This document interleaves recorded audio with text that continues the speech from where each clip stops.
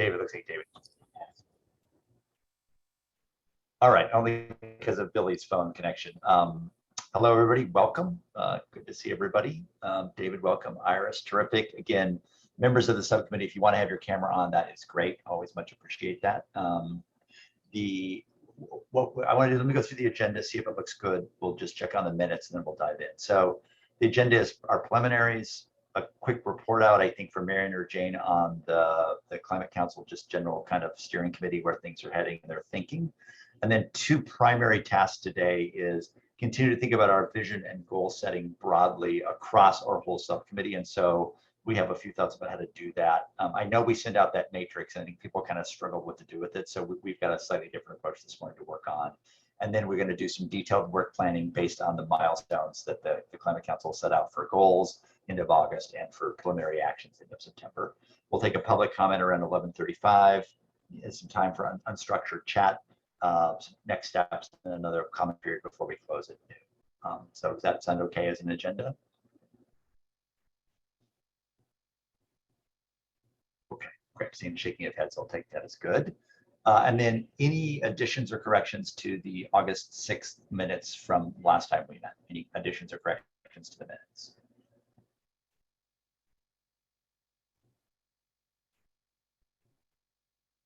Okay, hearing none, we'll consider those approved and ready to go. Okay, Marion, are you or is Jane going to give the kind of the steering committee brief? I can do it, or I can do it until Jane gets on. I know she'll be on in a moment. So the steering committee met this week to discuss a number of items. The first was scheduling of the Climate Council meetings starting in September. So there was a poll sent out to councilors to find a better time, understanding that sort of in the fall, folks' schedules change. So the steering committee adopted a new schedule for the Climate Council with meetings occurring every other Tuesday from 1:30 to 4:30, starting on, let's see, September 14th. And that will continue until December. There is, I believe, going to be one special meeting on Wednesday, December 1st for final adoption of the Climate Action Plan, but that is going to be the new schedule for the steering committee meetings. And I know Jane sent the new meeting invites for those to all of the councilors. In addition to that, it does mean that the steering committee is going to be meeting on the alternating Tuesdays from 3 to 4:30. So the schedule is really picking up here as we get into the sort of fall and into the early winter for adoption of the Climate Action Plan. So that was the first item on the steering committee agenda.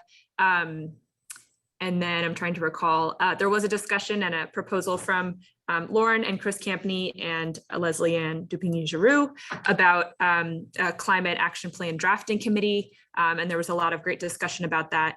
And that is going to be moving forward. And Jane and I met with them yesterday to start thinking about what that looks like. And so there will be further presentation of that at the steering committee meeting next week prior to the Climate Council meeting the following week. And then the last thing that took up the majority of the steering committee meeting was going through the Climate Action Plan outline. So Jane and David Plum and I had made some revisions to the Climate Action Plan. We're really walking through how pathways, strategies, and actions, as well as the goals that you all are working on developing, ties into the Climate Action Plan and what that looks like for presentation of action. So there was quite a lot of discussion and feedback about that, and I recommend folks either take a look at the meeting recording or the minutes or the document that was posted in support of that. And we can certainly have Jane fill in once she joins later for any additional things. And then I'll look to any other, I know Lauren was at that meeting and it was a co-chairs meeting as well. So Billy or any others, if you have anything that I missed, feel free to jump in. Lauren, Billy, anything to add? No, thanks, Marion. Yeah, I think the big takeaway is, I guess just the big takeaway is that, you know, the kind of drafting of the plan is starting to become the focus of the steering committee and kind of what's going to be in it and all that good stuff. So hopefully as they get more clarity through the council, that will come down to us and will set us up well to deliver what we need to later this fall. David, you had a question? Yeah, well, Billy partially answered it. I was just So will we have to wait to find out more about how the drafting committee idea unfolds, or is that something we can learn more about today? Lauren, do you want to let folks know about the proposal? Yeah, I'll drop the proposal in the chat. I think it's in the, I think it's on the supporting documents page. It is, yep. So you can read the proposal right there, David. It's less than half a page, so it's pretty pithy. All right, good. Well, I mean, I'm just back from vacation and experiencing the terror of realizing summer is actually over, and all the deadlines that were off in the distant future are now actual here. And this is one of them. So I know there's a lot of work to do. And I know that a lot of the work doesn't happen until you put pencil to paper and people can start to see the ideas fleshed out a little bit. And that will, I think, generate both, the need for all of us to be engaged in the editing work, as well as some of the public dialogue that's going to happen, that I assume will happen as some of the conflict and controversy unfolds. I agree. And on that, I think a huge piece that is still missing from this puzzle is a consistent prioritization framework that we kind of talked about a bit at steering committee, and then the meeting with Jane and Marion and a couple of others earlier this week talked about a bit more, but that's still, David, to your point, something that I think is a tool that we're all going to need within our subcommittees and eventually up to the full council. Great. Other questions about kind of that, drafting of the overall plan? Anything else from the steering committee that came up? People have questions about it. Abby. Okay. All right. So again, more to follow, and some of what we're going to talk about in work planning is related back to that. So we'll kind of sort through that miasma here a little bit.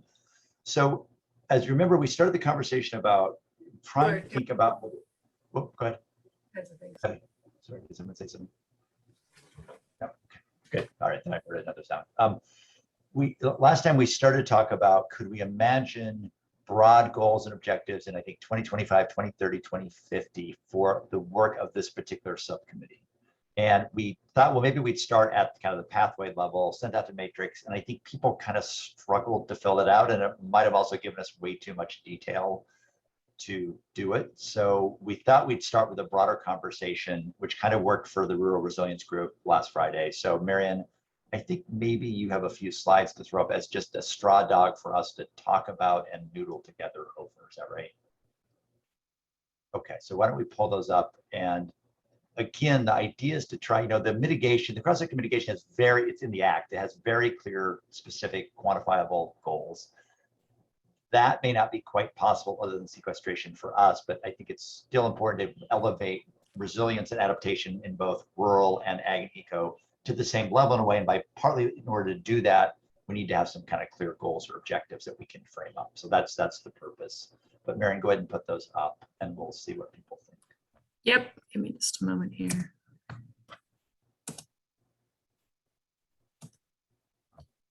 Great. So as Pat said, I think when we left the meeting last week, there was discussion about how to address and start thinking about a broad set of goals, both for sequestration and then another set for adaptation and resilience. And so folks, took home I think a worksheet that Billy sent out to start thinking about those goals at the pathway level, because I think there was consensus within this group that that would be an easier approach than thinking really broadly. We didn't receive any feedback on that, so we're going to start with a different approach with you all today. And if you had a chance to look at the worksheet or start to think about what goals would mean to you, either looking at above the pathway level, or if you wanted to start at pathways, we can bring that up today. Judy, you had a question, go for it. Go ahead, Judy. I'm not sure that there was consensus on that. I am not looking forward to seeing all of the recommendations we worked on reduced to 5 or 6 or 7 pathways. So can you explain a bit more, Judy? I think the pathways that you all presented, there were yeah, but we were asked to reduce them to some to a certain amount, knowing that we would in the future begin to work on the remainder of the recommendations. So I think it's incorrect to say there's consensus. Can I speak to that for a minute? Yeah, go ahead, Jane. Yeah, so I guess, Judy, just to elaborate on your comment here and question, I wonder if you're speaking not to pathways. And so I just want to clarify and ask if you're speaking to the exercise that we asked folks to do for the presentation in July was to recognizing time and constraints, and that it wasn't at this point in time for the council to come to consensus on supporting the work from the subcommittee. We were presenting on the pathways and asked you all to put forward a suite of strategies that were intended to be illustrative of the pathways. We were in no way asking you to cut out the other strategies. It was just for the sake of the presentation, only some of the strategies were put forward in that document for the council to digest. And so all of those strategies are still on the table as part of your work, this body of work for the subcommittee. And then obviously we're in the phase of actually going further and defining even more actions underneath those strategies. And so I just wanted to say that I don't think we were asking folks to create just to put forward illustrative strategies, but not get rid of any strategies. And so, and in this case, we're not even talking about the strategies or pathways, really. We're just using them as ways for you to assimilate information to develop a goal that is put forward in the front and center in the climate action plan so that it can be co-equal elevated in the same way that the emissions requirements will be front and center because they were drafted in the law. Judy, follow up. So if I'm wrong on that, what you're asking, I'd love just to make sure that if Yeah, that's the what you're saying paperwork, or not. the form that we got from Billy asked for the goals for pathways. It's a brainstorming form. And the categories that were listed is what we came up with when we congested our strategies into these things. So I don't want to go forward thinking that these are the only categories. Okay. So, okay, Judy, That's a different point. No, but that's very helpful for clarity. So I think as we begin to break out both the work and the work planning, Judy, in terms of we may need to revisit some of these pathways, as you just noted, either adding or whatever. And I think that iteration between the strategies and actions and the pathways, and we may find some that don't fit, to your point, Judy, and then we have to add. So I think. But where's the opportunity to go back to those strategies if you already have categories? I think, can we do this? It's a great question. I think when we do work planning, there's several steps we're going to talk about after we talk about broad goals that we need to figure out. And your question is completely pertinent to that section. Is that okay if we put this on pause just for a second? In the second half of this meeting, we will absolutely cover that. As long as you understand there is not consensus. Yep, absolutely. I'm just going to get a note chat to myself when we come back to pathways, additional ones, and work planning. Yeah, no problem. Thank you. Judy, thank you very much. That was very clear. Thanks much. So, okay, so again, pathways, provisional, not in full agreement, noted. And then do you want to then talk about, Charlie, do you have a comment as well? And then we'll go on to kind of think about goals. So Charlie, go ahead. I just had a clarification back on Marion's first slide, because I think there's a little bit of confusion, and maybe we'll get at this, but just kind of around what's feeding up versus down and what level of detail we need. Because, if we look at the pathways, for example, like the first one, maintain and expand carbon sequestration, that to me seems like it's a pathway, but it's also like a goal in a way, or a goal towards that. So for example, if achieving 30 by 30, to put something broad out there, is a goal, is it also a strategy? Like I think I'm a little unclear as to like what's a goal and what's a strategy and what's measurable. And if we get too high up in our goals, it seems like as we feed up, we kind of lose detail or lose specificity, which might not be bad, but I just want to make sure that we understand kind of like how this feeding up works with level of detail and specificity and measurable outcomes, And then if I could use that one about like achieving 30 by 30 for Vermont as an example, like where would that fit in this one? Just so I can kind of see a real example of that. Marion or Jane, you want to give that a crack? Can you, the 30 by 30 is that, are you referring to like 30% conserved by 2030 when you say that Yeah. shorthand? Yeah, yeah. So I'm saying if there's a goal, if there's a goal of conservation of X acres of forest land or ag land by X, where would that fit in here? Yeah, so in my mind, that would be, and Marion and others should speak to this too, all of you, but that feels like a strategy for enhancing sequestration. So it almost feels like if they, like, and Marion's going to get to this, and maybe rather than me like putting my brain on putting everything out there right now, rather if we walk through these slides, I actually think some of the examples Marion's going to show will be illustrative about what a higher level goal could be that actually gets at those, that what you just felt like, which is like a target for me that helps you meet like 30% of Vermont conserved by 2030 is something that would help us say reverse the trend of loss of sequestration and actually increase sequestration, and it would do it by one tool, which is conservation. So I'm not being exactly clear, but I do think it would be helpful to go through the examples and then play out these kinds of questions. Okay, I think that is helpful. I guess the one thing I'll leave out there as kind of a question that maybe will be answered is some of these pathways seem like we could put a pretty good metric for a goal. For example, if there's a sequestration goal, we could say, take the amount of sequestered carbon from X metric tons to Y metric tons. But there's some of them that I think like preserve and enhance the health and function of or viability of working lands economies, where I'm just curious if we feed up to goals, I don't know what a metric like that would look like that isn't kind of just like something fuzzy.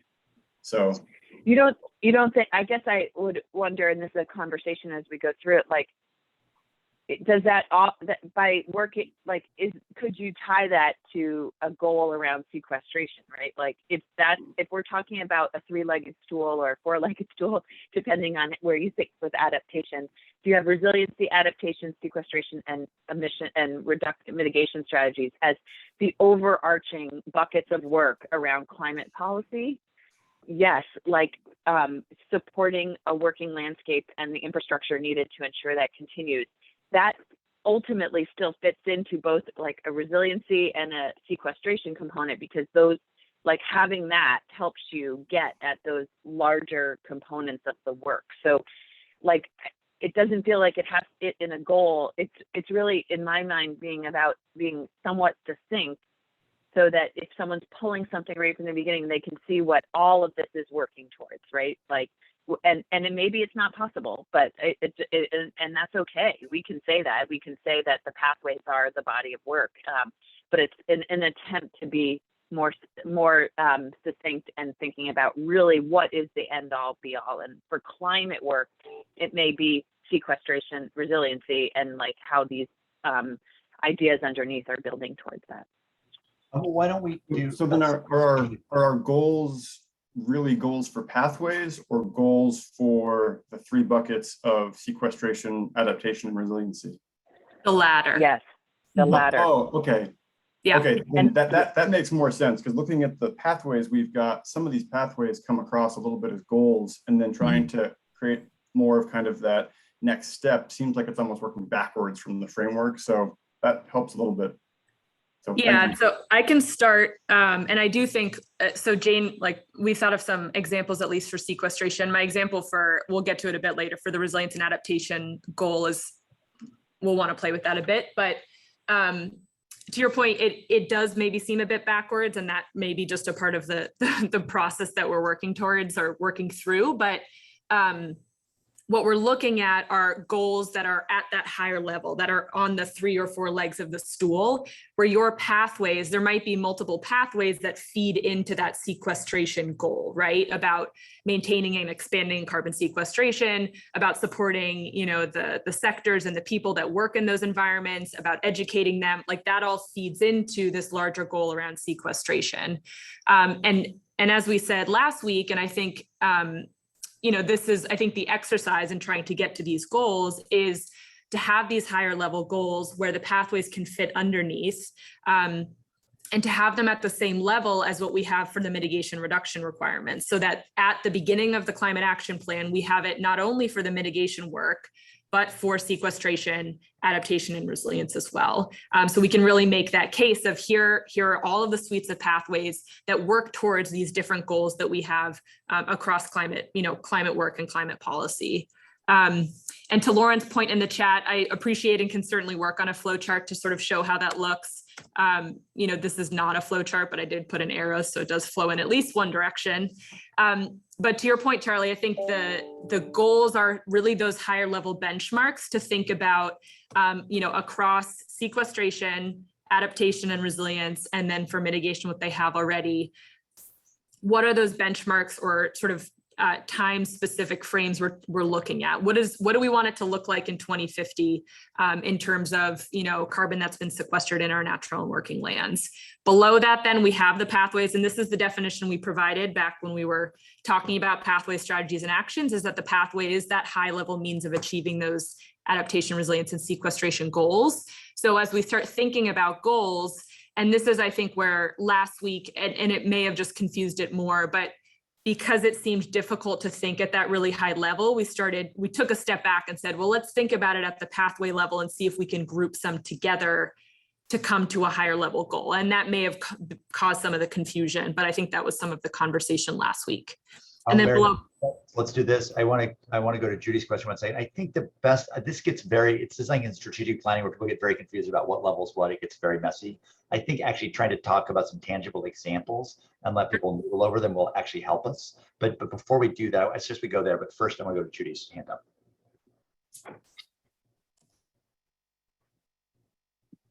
There we go. So this is an example of what I'm talking about. So the first one is, what does sequestration, adaptation, and resilience of natural and working lands look like in 2050? What does it look like for people? So we have all these strategies for people to adapt and become resilient and to live with the land as kin. Where are those included in here? And I think to your point, when we start to look at these broad goals, are we talking about like, I don't know, 100% Vermont forest cover doesn't really get at the people point, Judy, you just made. So I think as we talk through these, we're gonna have to think about like, what is it we're trying to describe, and are they, kind of. Well, because Patrick, the land can be sustainable, and it can adapt, and it's resilient. It can do all that without us. Right. So my point is, how are the people going to interact to become adapt, resilient, and work with the lands? We can't forget the role the people play. That's a great point. Yeah, it's a really good point, Judy. And I think that's, as we talk about these goals and the pathways and strategies that you all have been working on, that's where it starts to get into the conversation about the people's relationship with the land and what does it mean for the communities and the people that live on those lands to be supporting the adaptation and resilience of those natural and working lands. Because you're right, they by themselves, they would be, and they are adaptive and resilient to climate change. For sure. So, so that shouldn't, we know that's happening, that we know that it would happen, and it should not be worded that way. It should be worded in such a way that we're addressing how the people are going to adapt and become resilient. So yeah, that's a good point. So I think when we look at specific goals, let's keep that exceedingly important point in mind, because I think we're going to have to, Judy, we have to wrestle with what you just, I think, named very nicely. Ryan, hand up, then I want to go to some specifics just so we can start diving in. Ryan. Thanks. One thing I see missing from this conversation is a number of things, but baseline inventory, I think it's important to try to set goals. You struggling to set specific or measurable targets, which was the task, without understanding, fully where we are and the technical feasibility and cost. I think, visioning and what we'd like to see, I think it's a good place to start. Setting goals, absent that, challenge with. Further, another thing that's missing from this conversation, the Agriculture and Ecosystem Subcommittee has the membership and the subject matter expertise to deal with agricultural mitigation needs, and that should be included as part of this because it is a sector that does both sequester, can adapt, provides resilience, and also there is mitigation opportunities for which the specific pathways can get at all of those at the same time. IPCC 2019 revision puts both emission sequestration together. It's important to consider those needs and goals at the same time, and putting them in separate spaces is not going to, I think, yield a robust or holistic accounting of where agriculture stands or what it can do for those 4 goals. So I would encourage, for the purposes of that goal up there, including mitigation efforts as well. Thanks. And Ryan, one point of that is we also have to talk a little bit about coordination between that, and I realize I'm breaking it up and you just said not to do that, so bear with me, but some coordination between some of those specific things and the cross-sector mitigation. So this all kind of holds together. Well, but just remember that all of this research and recommendation and goal setting came from this subcommittee, and this cross-sector doesn't have the people or the resources to analyze those. I feel it's best suited here. That breaking between because it's different than other sectors, they can do both sequestration and mitigation efforts, and it belongs to be vetted within this framework, in my opinion. All right, well, I think a number of important caveats in mind. Let's take a crack at some specifics with those people in mind. Agriculture's role in mitigation and tied to sequestration, of course, and I think other points. Let's give this a shot and see how we do here. Yeah, so I'll jump to the 3rd slide, which has just putting it out there for just to start brainstorming some sequestration goal ideas, and we can start working through these. If you all want to go a different direction, we certainly can. But thinking about sequestration as a goal for 2025, 2030, and 2050, I can edit in here as we're up, and let's start thinking about this. Jane, do you want to provide a bit of an overview about just these ideas, and then we can start taking ideas down or brainstorming how to best approach these. Yeah, so I do. I just want to provide a space. I would love to continue on with this, but I also do just want to take a pulse and say that in drafting of the CAP outline, which I know you guys were talking about as I came on, they're front and center in the CAP will be the GWSA requirements, and in the requirements of the law, it speaks to addressing sequestration, resilience, and adaptation. It goes on to talk about emissions reduction as well, proportionally across the sectors that emit. And then it goes further in the law to state what those emissions reduction requirements are. It does not go further in the law to say what the sequestration and resiliency targets are, because it was a harder exercise. And for sequestration, I would argue that I know in the process of developing the law, folks who were lobbying around it were saying to the legislature at the time, the requirement that you're putting in for net zero by 2050 across all sectors is meaningless if you're also complementing it with the, I can't say that word, complementing it with the emissions reductions requirements, because by 2030, if we stay on a similar trajectory with our sequestration potential in the state, we will be net zero. So to say to be net zero by 2050 across all sectors, we will do better unless something seriously changes in Vermont, which I guess it could. And so our thought process in thinking about this has been that in order to elevate and recognize that sequestration, resilience, and adaptation are all part of the mix equally to emissions reductions for good climate policy, it made sense to start to talk in the context of what the end game is. So setting some target, I don't even want, the language is so challenging for me, so I often confuse it for all of you, I'm sure. But trying in that front and center section to put forward and start to frame these issues around what the future will look like in 2025, 30, and 50, if possible, around the same context of emissions reductions. Because in absence of that, I do think it will be challenging because of the emission reduction is the hook in the GWSA for inactions. If we don't meet the emissions reductions, ANR gets sued, but it's going to be the focus. And so we're trying to figure out ways to elevate it. If it doesn't feel right, or it feels like we're going backwards from the work that you've done, we don't have to do it. We can just speak to it in the way that the law speaks to it in broad strokes, but not in specificity. So I just want to say that. And then sequestration, for me, and because you have talked about this, we are losing sequestration in Vermont right now. The trend is in a downward slope. So one idea has been to set to no net loss of sequestration by 2025. So by enabling the practices and actions you put in place in this law to be enhanced so that we're reversing the trend and starting to invest more so in our agricultural lands, working lands, as well as our forests and wetlands.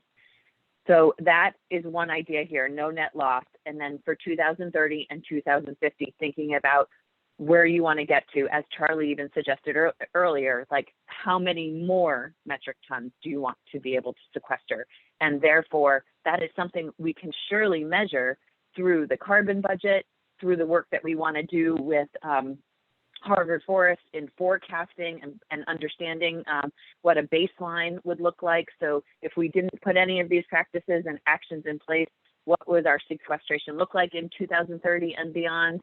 So this feels very measurable to me, and it gets at not just like conservation or ag or what, it gets at all the infrastructure needed to support all of those kinds of ideas that you're putting forward in a suite of actions to get there. So this one feels a little black and white. It feels easier for me to get my head around than resiliency. But again, if this is a harder thing to get at than feels possible, I just want to put that out there, but wanted to give some context around why we were thinking about it. So let's take some of this. Yeah, Ryan. Yep, right.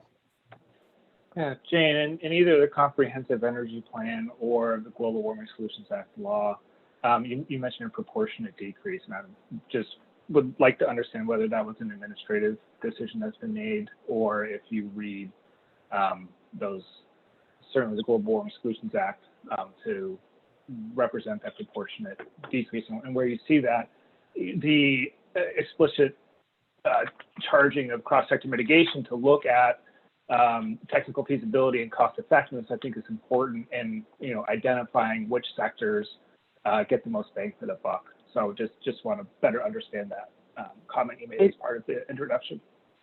Yeah, so I will answer that because we've had a lot of conversations back and forth lately with the Public Service Department around that requirement, and it is explicit in the Global Warming Solutions Act that proportionally the sectors emitting will proportionally reduce their emissions, gross emissions. And this is really one of the crux for agriculture, I know, but the responsibility will not be bared by one sector alone. So transportation, which emits the most, would be the easiest place to just go after right out of the gate and just reduce it all there. But the Global Warming Solutions Act, and I can look it up and put it in the chat because I just cited it for the Public Service Department and the LEAP modeling the other day. It's explicit in a requirement of the law for where it says proportionally across sectors, and the Comprehensive Energy Plan is required to do the same emissions reductions based on the GWSA, so for them as well. Okay. David Meir. Jane, I am. You may have said this at the outset, and it just passed me by. But I was trying to. I like what you're describing in terms of feedback on these sequestration goals, using this as a proxy for the kind of work that we're doing and proposing in this subcommittee makes a lot of sense to me. I wasn't, I'm not 100% clear. Is it like an either or, like we go with a set of goals like this, or go with more narrative resilience, or can we have our cake and eat it too and talk both about the kind of the qualitative benefits of resilience and adaptation as well as this quantitative piece? Very much. I think it's not have, I think you can have your cake and eat it too. So maybe to David's point, let's actually look at both. Let's look both our cake and eat it too. So let's go to the next slide just so people can see maybe the other ones for resilience and adaptation, so we can see these kind of together, bearing in mind the question Ryan had about, the proportional reduction in gross emissions doesn't account for ag the sequester or forests. But Mary, you want to go to the last slide too? We just look at, and then we can come back and look at both. But I just want to. Well, I actually want to. I kind of want to stick with Jane's broader question about if folks think this is a valuable exercise, because the adaptation and resilience is going to be more difficult. As Jane identified, like she sees this could be one way to pretty easily lay it out for sequestration.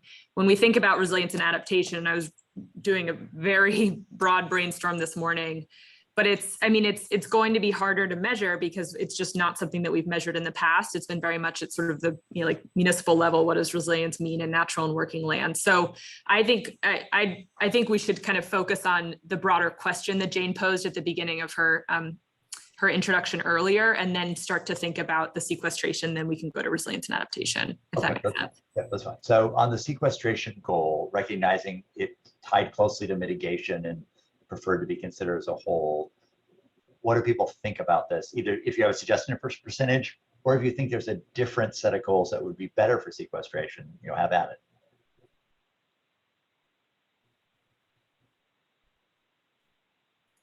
I mean, sequestration seems like one of the few ones we've got where it's going to be relatively easy to put together a concise list of goals like the one we're looking at right now, because it's something that you can measure pretty easily, at least if I'm thinking about it correctly. It's the other ones that I think are going to take a little bit more chewing on to figure out, like, how do you put a goal up that isn't something that's so broad? And that gets back at that, which way are we going with specificity? But for sequestration, I'm not sure what else you would do than define what level of sequestration you want, unless it's a different kinds of sequestration. But as in like breaking it out into, we want X amount in forests, X amount in soils, X amount in methane capture, I don't know, but that seems to me more like a strategy than a goal, unless I'm not thinking about it right. No, that's right. And I was just going to add that, quickly jumping in, because I see folks have hands up. I mean, if you think about the mitigation reduction requirements, it's a broad, reduction of X amount of greenhouse gas emissions, and then they break it down by sector below, and that's sort of considered like, their pathways or their strategies. So I think you're right in saying that breakdown, I think, would be at a pathway or strategy level. Abby and then Judy. Oh boy. Okay. So many things. First, people keep saying that resiliency and adaptation goals are really challenging. I actually don't see those metrics as challenging. I think that's exactly where you put the people into it. Like, what's the average age of the Vermont's farmer? How many farms exist in each county? What food are they providing? This is where the food access, food sovereignty, food resiliency pieces get in. And oh, by the way, we feed our people sustainably and we reduce our emissions because we're not transporting food in from other places that are burning. So I actually am not struggling as much. And I think to Judy's point earlier, maybe this is where we can put in the goals that do address the people. That is where some of that can come in, because I take her point and understand her point too. When I just look at sequestration goals, no net loss, for example, it's like, well, no net loss without people, let's see, to her point, the land is going to be fine. It's a matter of whether we're fine upon the land. So sequestration can only be accomplished if people are living appropriately within the context of all of that. And so I think within the resilience and adaptation goals is where we can address some of those things. I would love to know if other people feel similarly or not, or if thinking about it in that context helps people think about what those goals could look like, or whether that is still a challenge point. If it's not, then I think that certainly we do need to understand whether people are comfortable putting things into a goal structure around sequestration, adaptation, resilience, and mitigation or not. Judy.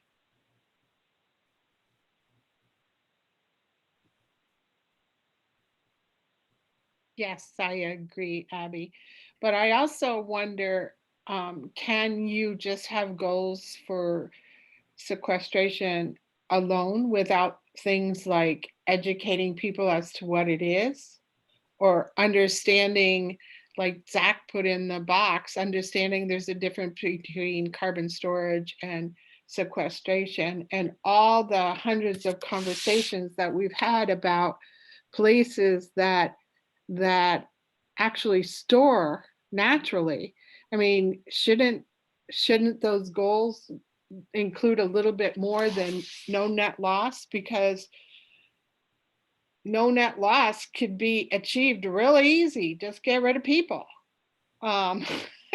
So it just seems like there should be more things like education and consideration of carbon storage and our natural environments we already have that are storing carbon being protective. Shouldn't we have goals on those as well? You know, Judy, to that point, that just struck a thought for me that maybe there's an overarching narrative goal, and I'm thinking about rural resilience, that captures a number of the points that Judy and others made. That may not be that by 2050, and it's a narrative, but it's strong, it's inclusive of these many things. And then maybe it's a vision, as Abby just said. And then we can put underneath it then potentially some of the more measurable things, but they're always in context of the broader purpose that people have noted. So I'm just wondering whether we need maybe both. And Abby said a narrative vision for 2050, and that may be what we're missing here, is we don't have these things underneath that, and therefore people are kind of struggling. I think. Abby, go for it. Oh, yeah, Abby, go for no, it. Judy, go ahead. I'm sorry. I didn't. That's all right. It just seems that these three statements are important, but they're very simplistic. And they're not inclusive of how to even get there or what we have to do to get there. It just seems like each one of those things have so many goals underneath them to get to that first point you're trying to make. I wonder, would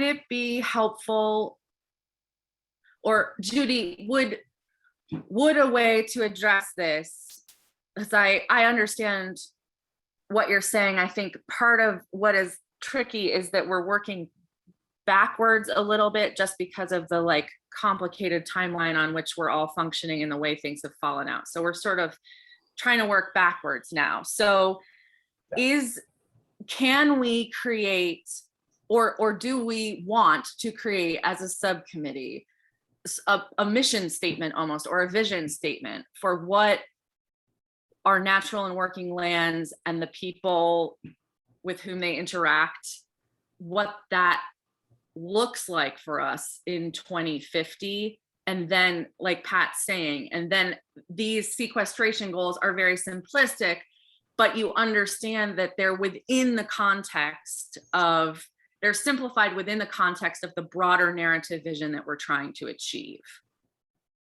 Yeah, for me, that mission statement would be these three things right here. And the goals would be all the other things we're talking about to get to that mission statement.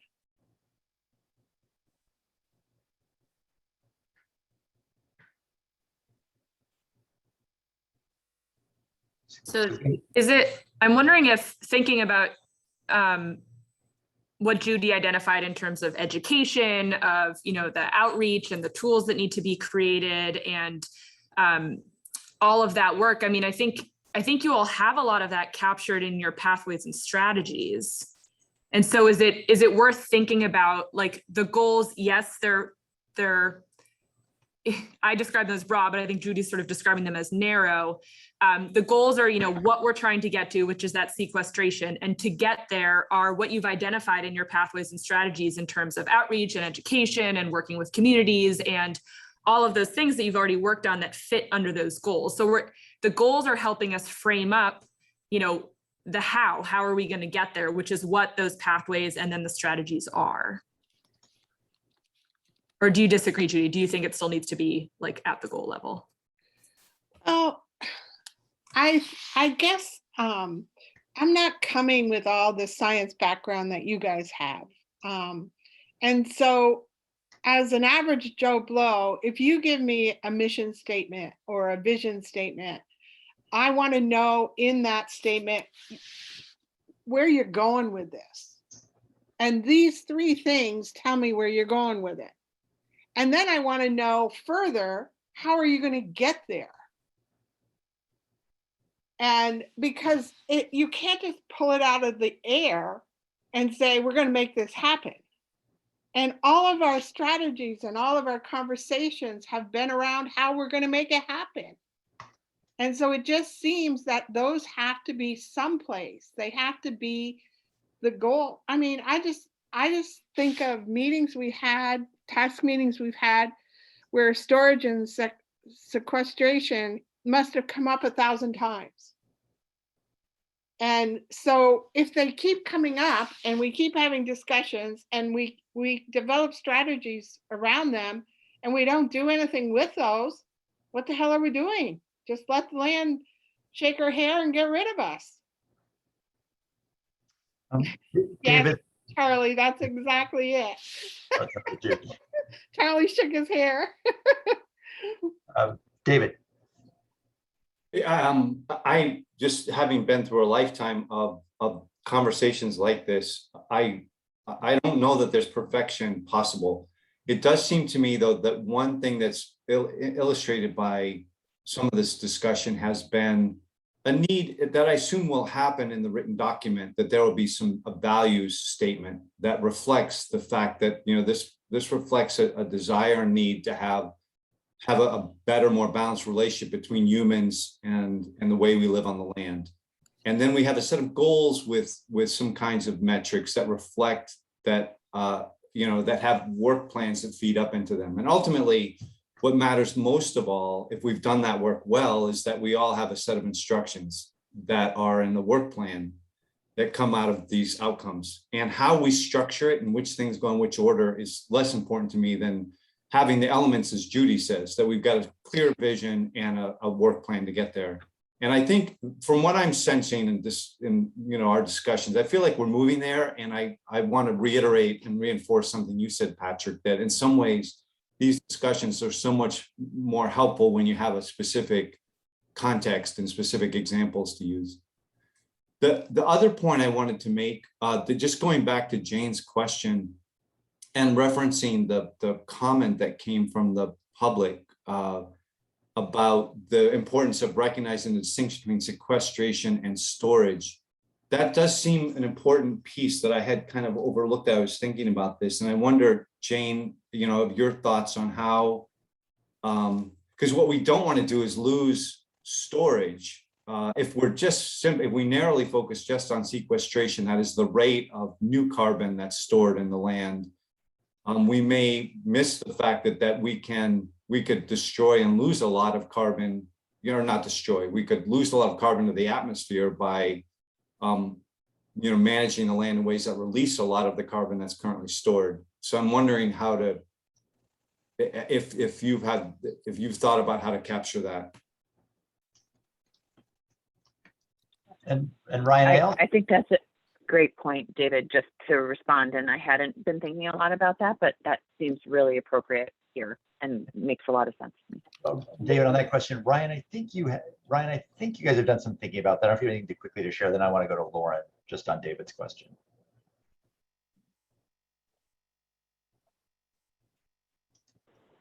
Maybe not. Yeah, no, sorry. Can you? Yep. What was the specific question? Yeah, but I think you've thought some about not only the sequestration part of what we're talking about, but also the storage part, which is I think current or existing, right? So in your group, I think you've covered that. I think, but Tell me. University of Vermont is doing some research into trying to understand baseline soil carbon storage in agricultural soils, right? We're about 2% organic matter higher than the rest of the nation. And looking at forecasting sequestration potential, there's been some work done as well. So, looking, even though it's only 12% of the land base, there's large opportunity for sequestration in ag soils in the medium term. Is some of the work that's coming out of UVM, and if Alyssa's on, I know actually she's out today, but she could provide much more insight than I can in that. Okay, great. And I think maybe we've got a way, Abby had a way to maybe just frame this a little bit more broadly, and we've got it covered. Lauren, over to you.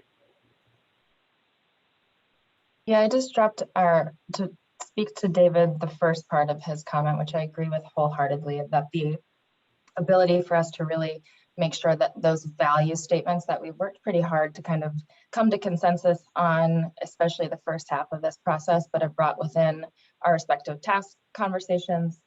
We presented it to the full council. I just dropped it in the chat as a reminder on slide 12. There are about a dozen, maybe a little fewer.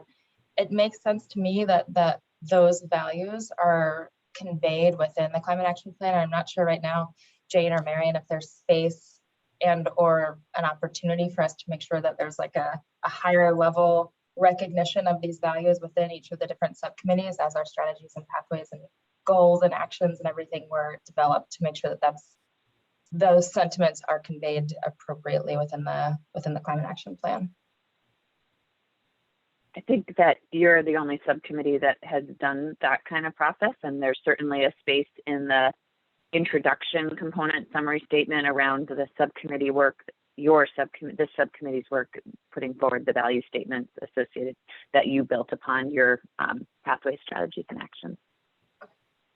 And the larger value statement, I would just argue, for the council will be the guiding principles, which we're working on. That'll be at the council meeting in August to adopt as that process. Marion, let me just share my screen briefly. I just want to pull up that value slide just as Lauren, just so people can remember what that is. I think it's helpful because maybe there's a translation here. So let me just share this quickly. All right. Okay, do you guys see the values there? Okay, so that's just a reminder of what was presented. I just want to have those up. So I'm aware of the time we got to work planning, and I think we're grasping and groping towards something with all really good points. The crass tactic here is that the Climate Council is expecting a report on goals, I think week after the Monday or Tuesday after next Friday. So I think with all the good conversation, we need somehow to hone a proposal back to this group for next week. And I don't know how else to do this, other than a smaller group can take all this good comments that were really, really good and try to see what we can do in this hierarchy that people were trying to grasp and get a handle of. So I don't know what else to do other than just suggest if a few folks can get together, try to put together a straw dog or two or some options, and then we hone that next week in time for the Climate Council on that Monday. That's the best thing I can think of on the next step. Patrick, that's always the answer, though. I know. Whenever we get into conversations, the answer is always, there's no time, so let's hurry up and meet the goal. And so then conversation gets left behind. That's critical and should be heard and expressed. So I think So that's, in my mind, that's not a solution. Judy, what would be a better solution, do you think? More time to continue discussing and as a group come up with something. I mean, maybe what we can, this is a question back to Dan, Mary, and Judy at that point, and maybe what we just say to the Climate Council in, Monday the 24th or whatever it is, we're just not ready. We've got more discussion. This is actually, we're trying to link all these layers. This is a complicated and really, really important for us to get right because the legislature didn't set this out. We have to, so we need more time. So I'm curious, Jane. So what happens if we ask for more time? We get our hands slapped? What happens? Exactly. Great question. The world collapses. I'm just kidding. That's I actually, you know what, Pat, why don't we take a loose vote around that or whatever, where is the will of this subcommittee on that? Are we feeling like we can honor the good work that's been done and the deep conversations that have happened and need to continue happening by producing goals for that meeting? Or are we not there yet because, to Pat's point, it is not laid out as clearly in the law how this is going to happen, how this is going to be measured, and it is critically important. And therefore we want, I am comfortable taking that to the Climate Council if that is the will of the subcommittee. I need to understand that. Right. And let me just one more variation Iris just put in the chat too, which is, we could, if people have time, we could try to schedule a meeting next week to dedicate just to this to see how far we can get. So I just want to note Iris's variation there. Can I? Yeah. Oh yeah. Jane, go ahead. I was going to just call attention to Iris's comment too as an option, and I did just want to address very briefly the issue of time, because this came up yesterday too in cross sector, Judy with others as well, and I do just want to put a fine point on, the deadline as is created is clearly a challenge, right? But at this point, the voices that should be hearing that, if there is a concern rising up from folks, is the legislature and outside, like the council, it has to act in service of meeting that deadline, and they don't have the ability to change that. And what happens is, and I state this for all of your benefits because we were reviewing it and discussing it yesterday. If the Climate Council does not adopt a plan on December 1st, the Agency of Natural Resources is tasked to go to rulemaking, and that rulemaking is only for emissions reduction. And the plan and the council sort of goes away I don't really know how, we actually are asking our attorney to review and understand that for us. But what happens on December 1st, if there's no comprehensive plan that addresses all of this, is the law sets up the agency to move straight into rulemaking to meet the emissions targets of the law. And so it's just a real challenge. And so I get the timeline and I get how everybody feels about this. But I also think that, outside of the council, like the legislature and others should hear that also. Let me just note, Judy, to take up your point, what if as an option, what if we tried to find co-chairs, if we tried to find a time next week before Friday to just dedicate to this conversation, as Ira suggested, see how far we get. And then on next Friday, when your regular meeting, you can all decide, oh, great, we're fine, that we're ready to go. Heck no, we're not. We need to say to Climate Council, we need more time. I mean, we don't know till we try. So that would be one option, is to do an extra meeting next week, see how far we get, and then we can make the judgment call on next Friday. I'd like to comment on what Jane said too.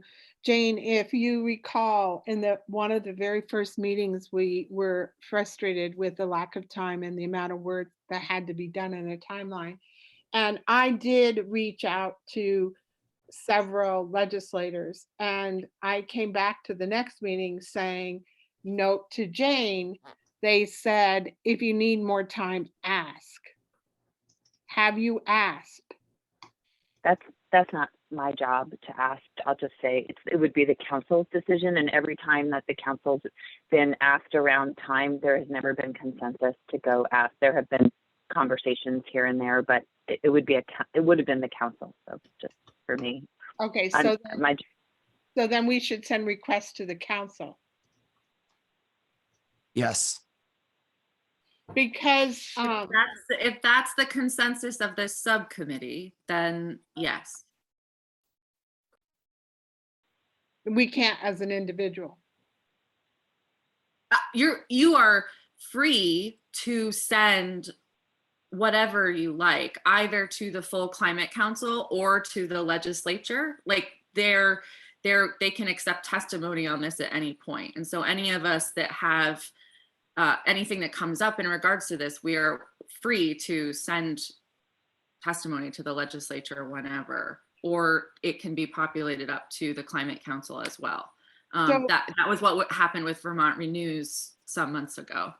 So Jane, a lot of the things that I've been watching from other committees, recommendations from other states that you're looking at are saying, do not do it in 1 year. it's best done in multiple years. Is I that just want to, I think that is true, Judy. And I just want to jump in that this is a question, and I'm going to be pretty blunt here, that I think has been asked and answered by the Climate Council. There was a clear statement that the timeline in the GWSA is not adequate to do this work well, to be equitable, et cetera, et cetera. That point was raised with the council on a number of occasions. The council chose not to pursue a legislative change, chose not to act on their own accord to extend the deadline. So we're working with the timeline that exists. And I don't think, unfortunately, any of us, except for the members of the council on the subcommittee, have any authority to even ask that question at this point. So I know as the agency providing administrative support, we were pretty clear that we thought more time was needed, and this is where we're at. And it's an unfortunate circumstance, but I think we've made a tremendous amount of progress. And I think at this point, we really need to focus on making sure what we move forward is an inclusive and representative of the work that we've done, the high level goals around both protecting the environment and the people and systems that rely on it, and bringing it across the finish line, because that's kind of where we're at. So where is that recorded that they were asked and responded? Jane, can you speak to that? There were multiple meetings around the timing of the law, and I'm more than happy to try to point to the recordings for those specific meetings. I'd have to look them up, but it was discussed at the full council multiple times, especially when we discussed engagement. Just wondering why we haven't been told that before. And time comes up at every meeting we have. That's partially on Lauren and Iris and I, Judy. I apologize. I can't recall exactly when that meeting was, so I'll try to go back and figure out what date it was that happened. Let me go to. I'm just reading the comments, and I'm not asking to kick this down the road. I'm asking for people to see the value in our discussions, the importance in our discussions, and to do it correctly. And if other states have gone through this process and they've recommended we not do it in 1 year, I think we should take that advice. Let me go to Iris and Charlie and kind of see where we're at here. So Iris, over to you.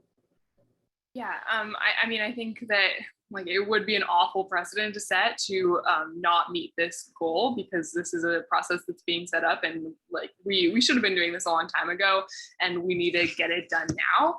That said, I think that maybe the issue with time is not how much we have, but how we're using it, because I think we could have been meeting as a full council every 2 weeks way before now, and we could have maybe gotten more work done. And I think that if our subcommittees were making time for your voice, Judy, we wouldn't really have this issue with you not being heard. I think it's more about how we're managing our agendas and how we're respecting different voices here than how much time we have, because we are not utilizing all the time we have, and we aren't we just need to make space for these conversations. We have the ability to schedule more meetings, and we have the ability to compensate everyone for those more meetings. So we should just do that, because we should make space for all of these conversations, and we have the time to do it. We just aren't actually scheduling those meetings and then and making space in our agendas for these conversations and for your really important points. So I think it's more of a mismanagement than actually needing to push back this deadline, because I think it's really important that we meet this deadline. And I think it's really important. I know that it is fast, but we don't have that much time. It's really important that we get this done now. I agree, but the part that gets pushed behind in moving fast is equity. And that's the most important part here. Yeah, and that's an issue. That's the part we need to change, and we need to make sure that we are actually centering that and schedule more meetings, make time in our agendas for equity, and make sure we're having those conversations, because that is the most important part. So I want to go to Charlie. I want to take Iris's charge up to see if we can agree with that to move forward, because I think it's a good approach if you all agree. But Charlie, over to you. Thanks. Just a functional question, given the statute, it seems like we have this kind of hard deadline to submit a plan, otherwise it kicks to rulemaking as Jane laid out. But is there a possibility that the Climate Council could deliver a plan which meets the statutory requirements, but does not provide a final plan for the parts that aren't statutory? So for example, could the Climate Council give a plan that says, here's the emissions reductions, but adaptation, resiliency, we need more time. I mean, I'm thinking about like sometimes with the current use program, you submit a forest management plan that's 1 page. The plan's been submitted, but you're saying it's not done yet, but you've met the deadline. So like, can the council do that? And has that been discussed? Jane? Yes, Abby, go it for it. has been Yeah. discussed.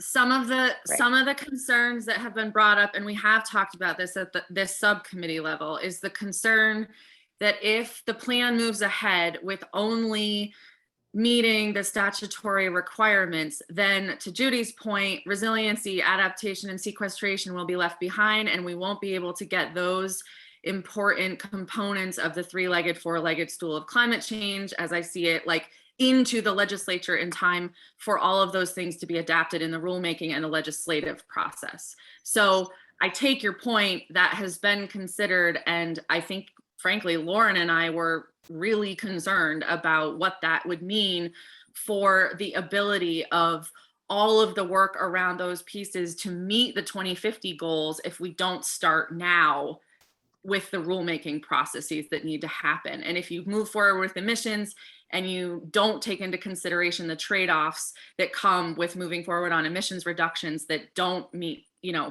work nicely with the other three components, then you're setting yourselves up for potential failure in terms of your ability to maintain carbon storage and sequestration, resilience, and adaptation. Yeah, I understand that. I guess the question is more philosophical in terms of, do we put forward something that's halfway complete just to get started on it, or do we kick it a little bit down the line and get started on something that is complete? And I don't have an answer there, but I totally get what you're saying, Abby. It just seems like my concern there would be if we rush into something with the legislature that's not fully baked, could that end up being worse? Because I've seen that happen in the legislature, like a lot. And so that's the other side of that coin. Anyway, Yeah, thanks. Thanks for that, Charlie. Just to jump in, I think this is why I've been, trying to focus in the last few weeks and months on kind of short-term priorities and direction setting recommendations, right? There's going to be another plan in 4 or 5 years, and another one thereafter, and another one thereafter. I think that we're at a point where we need to focus on what's going to have the most impact in the short term, what is going to set the stage for future action, and then, come back to these things for the next iteration of the plan. So I agree with you. We don't want to get things wrong, but I also don't know that we need to figure everything out completely in this initial plan. So it's just another frame for the conversation. And this is actually a good conversation into work planning, but I want to just take up Iris's point to see if we would work, today or Monday to try to find an additional and separate time next week to make time, as Iris said, to have dedicated just to talking about, can we kind of explore broad kind of goals for this group for sequestration, storage, resilience, adaptation. We would do that prior to Friday, see how we do. The next Friday, you can decide where you're at with that in terms of presenting to the Climate Council on the 24th. So are people up for an additional meeting next week specific to this topic? And if people can just give me a thumbs up, thumbs middle, or thumbs down, and then we can kind of see where we're at. Okay, I see all thumbs up. So just tactically, Jane, how best can we get that scheduled on the calendar next week? Yeah, we can work on behalf of Billy and Abby to schedule that with the subcommittee. Okay, so Billy and Abby, is that okay that working with Jane and Marion and you guys will try to get that on the books as soon as we can next week? Sure. Should we just do is everybody in this subcommittee okay with a doodle poll? Thumbs up, thumbs down. John's sick of doodle polls. Everybody's sick of doodle polls. But John will do it. He said he'll do it. I saw a thumbs up. But it works, right? It's equitable. So thumbs up, thumbs down. can be equitable. Iris just looked skeptically at her screen when I said that. Be careful with that. Okay. Fair point. Just to, Okay. And just we'll, it'll be great if you want to do that. We'll try to do it today if possible, because you need to have it warned 2 days ahead of time. So if we can do it today, then you won't be losing Monday or Tuesday as an option if that's what works best for people. and I just know we'll notify public folks too, Jane. So if Cheryl, other folks want to join in, they'll be notified of the actual time and Zoom link. Yeah, it'll be publicly warned 2 days ahead of time, which is what I'm gonna pull a little bit of delegation. Lauren, as my 5E resident doodle poller, are you willing to put together a doodle poll for this subcommittee? Marion and I can do that. Unless Lauren wants to be the doodle poll person. No, she's not. She's that's okay. Good. David Mears. Well, I wanted to ask your thoughts, Patrick, as someone who's been in really complex discussions like this as a career. I have, as a litigator or maybe a recovering litigator, and as someone who spends a lot of time in the State House, I see that the way that progress is made oftentimes boils down to getting stuff on a piece of paper and then hashing through it. And rarely does progress, when consensus is set out as the goal around broad values, rarely is progress made. But when there's a desire to build, at least a majority, and ideally a strong majority of people around a set of actions to take, oftentimes that's where the progress can happen. And so this is somewhat philosophical, but I going to the point about timing, what worries me about the idea of asking for delays or postponing or even sending messages that we can't get work done takes the foot off the accelerator of some really important work. I'd rather keep the accelerator on. And in fact, I would really like to see, having a chance to look at Lauren's document, I would love for us to get stuff on paper, to get a committee of the council members and staff working together, get stuff on paper, and like by the end of this month, like starting to scratch out some of the information, because I'm pretty confident that there's some pretty substantial disagreements that we haven't really worked through, even on this subcommittee, much less on the full council. And we won't get to that work until we get something on paper and start hashing through it. And that's the work that we have to get to. It doesn't mean that, as Billy says, that this is the final plan or the ultimate resolution, or that we somehow have cast aside democracy and democratic process. We'll continue to work on this stuff, but we've got to get stuff on paper, and we've got to start teeing up the most important debates. Otherwise, we just won't, we'll continue to stay in the same rut that we've been in for the last now 3 decades. So David, I think to that, it's a good segue to work planning. So I think you all should not, you have done great and amazing work. You have a ton of strategies and actions on paper that aren't necessarily organized fully collectively for everybody to see yet. There's a lot of great work there. And in that work, David, as you said, we now have got to soon get into the discussions about it, because we really haven't hit the rubs yet, because we've been so busy just trying to produce stuff, right? So in terms of next steps, I think what we talked about last time was that all the task leads were going to send their various strategies and actions organized under the pathways, incomplete, as Judy noted. And Marion, I think, was going to compile those into a master kind of document, so everyone could kind of see the whole. And then what we need to figure out is, what do we do with that going forward? Do we, and this is where we get into work planning. And that is, do we send these things back to the task groups to further prioritize through the MCA tool? Do we just start doing that as a full group starting next week? How do we take this big collection of stuff you've created? We'll get it into one place by next week in some form, but then what do we do with it from there? Recognizing, again, back to instrumental, Western thinking about deadlines, that there is a goal for you to present these draft actions to the Climate Council on the 27th of September. So I think now is a good time to maybe make that switch into this conversation of how do we proceed to get that work done. And so we've got a little bit of a matrix. I don't know if I even need to put it up yet. I think there's a fundamental questions. 1, do you want to continue to work in task groups? 2, how do you want to use the MCA tool given the time we have? And how do we make sure we get at the core issues, disagreements that we need to sooner rather than later, so we have the quote unquote real discussions? So I think maybe some discussion now about that would be good, and then we can formulate how to make it, into a tactical approach. What do people think?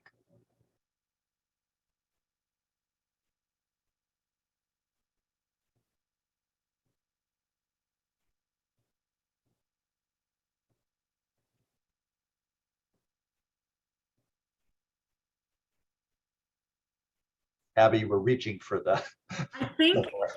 I think that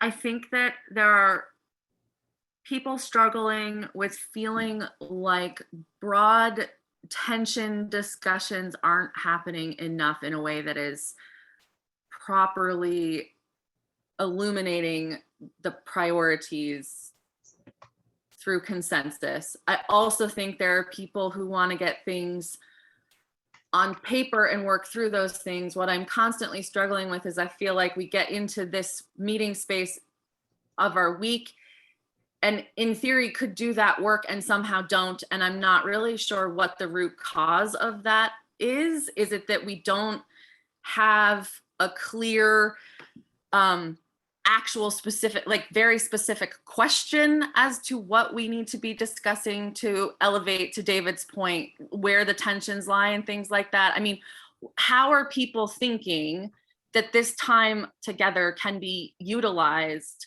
better to create the results we want to see? Because the thing that tends to happen is Billy sends me an agenda and my mind goes blank and I go, okay. And, do we want to create an agenda together as a subcommittee for next meeting? If things aren't working or we don't feel like we're using our time wisely,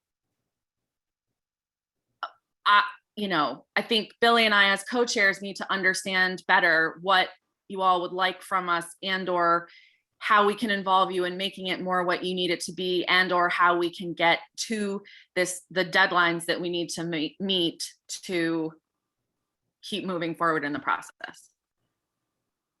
Abby, to that point, I want to try an experiment. I wonder if in chat, people could take a minute. If you think there are very, Lauren added a friendly amendment, which is good to my chat. So thank you, Lauren, that's good. Just take for a minute now. I want to get at the rubs question, Abby, you just raised and David raised. People take a minute in chat. What are if you think there's a disagreement we need to wrestle with, a rub, a topic, I would actually like people just to brainstorm for 2 minutes in chat and just put it in there. It'd be nice to know what you think they are. We realize that your name is attached to the conflict or the issue, but that's okay. What are they? What are the core conversations we're not having, we need to have, to Abby's point, around amount of forest cover or the real role of soil health or whatever? I don't know what they are, but if people could just take a few minutes now to just put it in chat, let's do a bit of a brain dump, and that will give us a sense of what those are. Now, Iris asked if we identified those in sub-task groups, and I don't know if we did or didn't in terms of the rubs, the conflicts we think we need to talk about. Jane, you had your hand up. Jane, you're on mute. Iris's point actually sort of gets at what I was going to just illustrate as an example of what we were hoping Marion could support you in doing to get to the conversation around the rubs, and just as one option. But in cross sector yesterday, they had the intent there is to start to, in order to build consensus around actions, they're starting to bring forward the actions where they know there are going to be challenges on reaching consensus, even at a subcommittee level, yet alone when they come to the full council. And so I think it's important for us to ensure that there's consensus at the pathway level, because Judy identified that earlier today. But assuming we were able to get there with that it felt like an appropriate place to then go to was ensuring that the strategies weren't too duplicative across different task groups, recognizing that there's overlap, prioritize the actions under each, and then have focused task leads who are championing those actions, bring them to the full subcommittee, especially highlighting the ones where there might be disagreement or discussion needed to reach that consensus at a subcommittee level to ultimately prepare for bringing it up to the council. And I did just want to speak to the MCA tool, just as you talk about where and when you'll use it. just wanted to also remind you that we're bringing facilitation help on board to use the scoring rubric.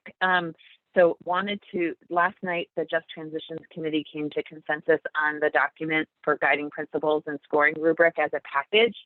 They'll be bringing that forward to the council at the August meeting to be adopted by the council. And we've received 2 proposals at this point. I solicited 4 folks to bid on bringing forward support for subcommittees and then ultimately for the council to facilitate conversations around this application of the guiding principles and scoring rubric at the subcommittee level, and then ultimately at the council level. And so that is intended to support you all in your equity screening of the ideas and work you put forward. So I just, as you're talking about the MCA tool, thinking about how it fits into that conversation also, and informs that conversation too, I imagine. So, and that facilitation help, that process, of course, just like everything, will not have enough time. And the intent there is also to identify the further work that's needed to inform implementation recommendations from the Just Transitions Committee to further the equity work through the implementation of the Climate Action Plan, as well as setting us up to do better for the plan for 4 years from now. So just wanted to highlight those as steps. But yesterday, actually, at Cross Sector, it did feel like they really started to figure out how to dive into some really challenging issues around some of the transportation actions that might be needed. Okay, so I think maybe a little focus on where we want to leave a little time for public comment in a second is, I just want to make sure people understand, how do you intend to the equity tool or the equity support, Jane, you described the MCA tool. What do we expect of this group or the task groups, and how to use those or when to use those? So I think that's, again, this is getting to prioritization, where right now we have a bit of a laundry list of stuff and we haven't gotten to the kind of the prioritization yet. So what are people thinking about either one of these tools or resources in our work over the next 6 weeks?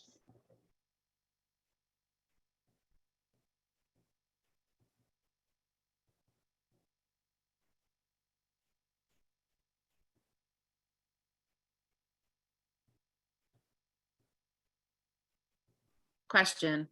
Abby. Have we determined, are we or are we not sending everything to Marion for her to collate? You are, correct. All the We task groups are sending all your stuff to Marion to collate into kind of a master of all the work you've done so far under the pathways kind of framework, recognizing that may not be perfect. There'll be more work to be done. Yes, I have 5G and 5E. Thanks, Lauren. I emailed you ours this morning, Marion. Great. And Ryan, I guess if you send those to Marion, she would have everybody's. Is that right?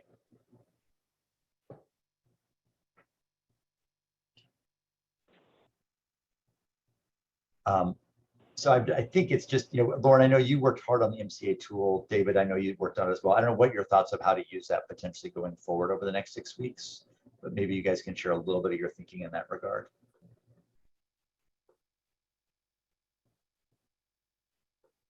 David, do you want to talk first? Do you want me to go in? You could start. I'm just wrapping up a chat that's turning into an encyclopedia in response to Patrick's question about unresolved discussion. That's fine. Lauren, go ahead. Well, I do appreciate that the MCA tool is the only tool we have right now outside of the equity screen, which has a specific equity focus that was co-created by this group to kind of prioritize our work. I think the first step before we get there probably is for that collated list from Marion. So much of what we have in our combined 180 strategies and actions right now is probably there's a lot of redundancy there. I think that just kind of making sure that, if we say something like conserve 30 by 30, which I see in a couple of different tasks that I'm in, we can just kind of combine that. I think the list would be winnowed down significantly and would make it a lot easier for us to use tools like the MCA or the equity screen. I think my only issue with using it now is uncertainty if there's then going to be some type of cross subcommittee prioritization framework that we'd then have to also run it through. But since that doesn't exist right now, it seems like the MCA is a great way to go, and maybe the MCA can be adapted by the other subcommittees. That might be a bit more domain specific for those 2 other subcommittees who are creating strategies. But in the absence of anything else, I think the MCA is great. And I appreciate that this group has worked really hard on coming up with it. We haven't really gotten to use it that well. David?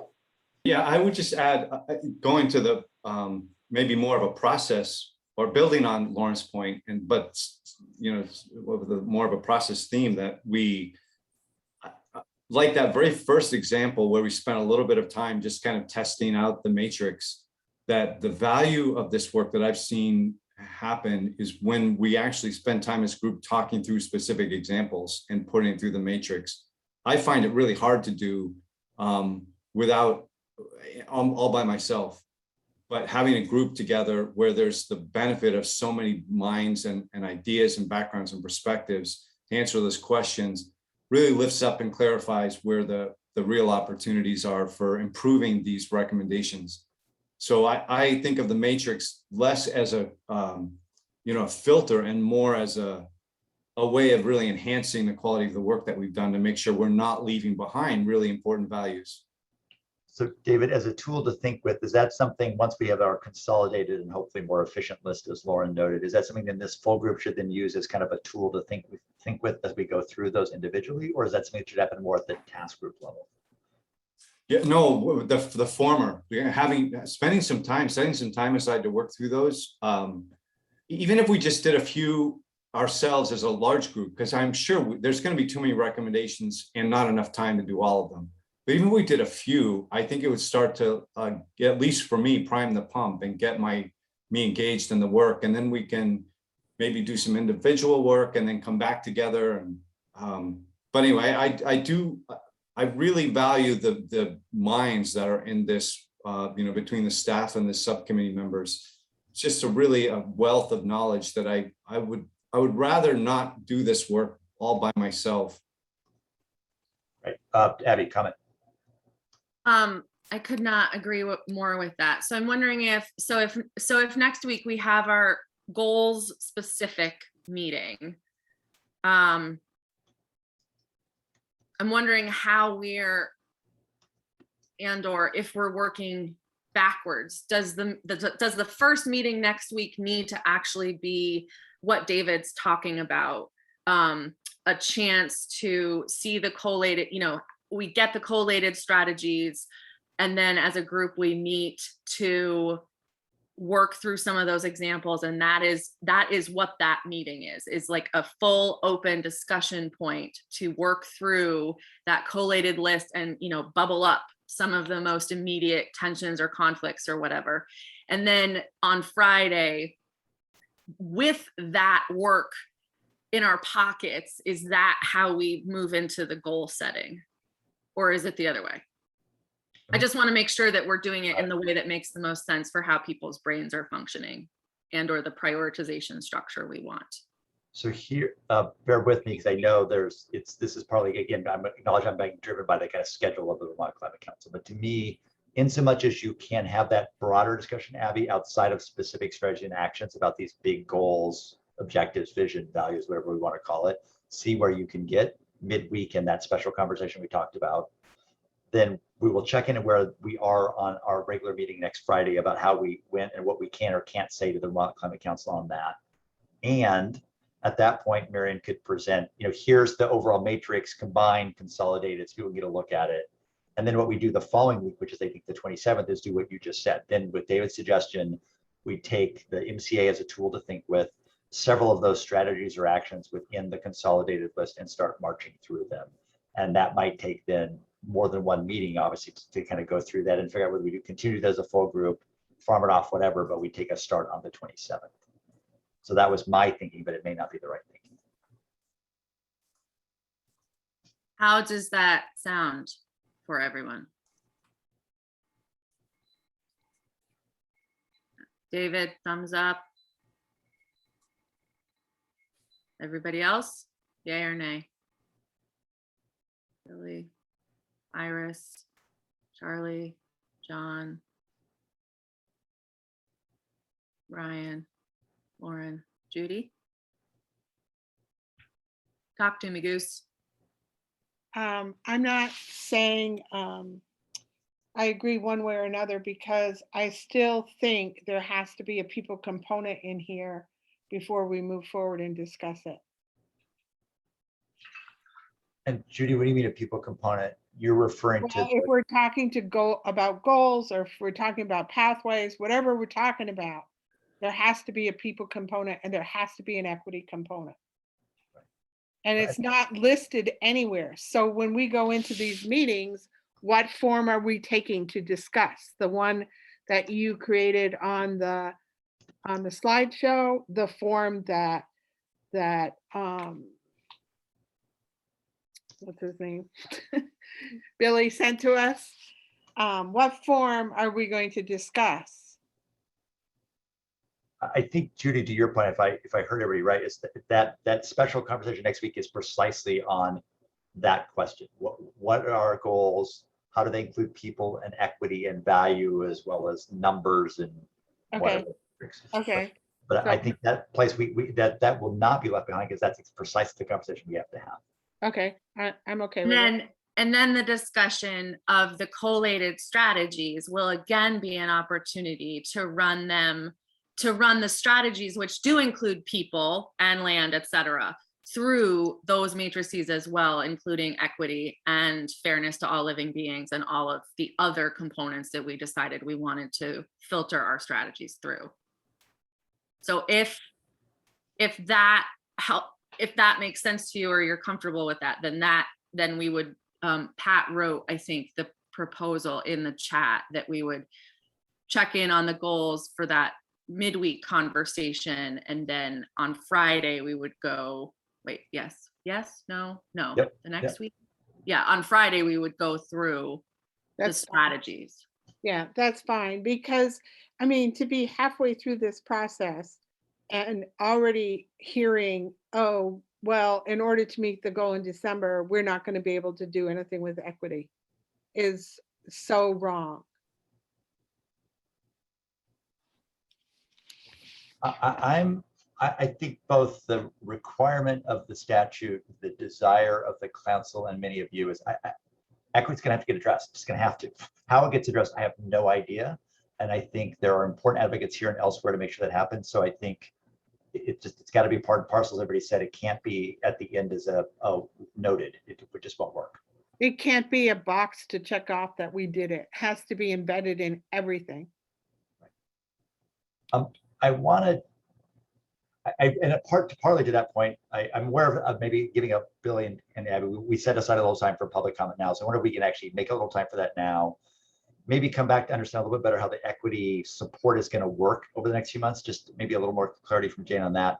Then Iris has a specific question as well we want to tackle as we continue to kind of just load up our work. But I think we've got at least a 2-week approach here, with a special meeting to be scheduled as discussed, to cover the goal and not leaving behind people and equity as we have that discussion about broad goals. So Co-Chair Zara, if we can make a little space for a few public comments, and then we'll come back to the equity role and also Iris's question. Okay. All right. So Bill and Abby, I'll let you guys run the public comment as you guys do. Thanks, Pat. Any members of the public interested in speaking at this time? We'll have another option later in the day. Please raise your Zoom hands or make yourself known otherwise.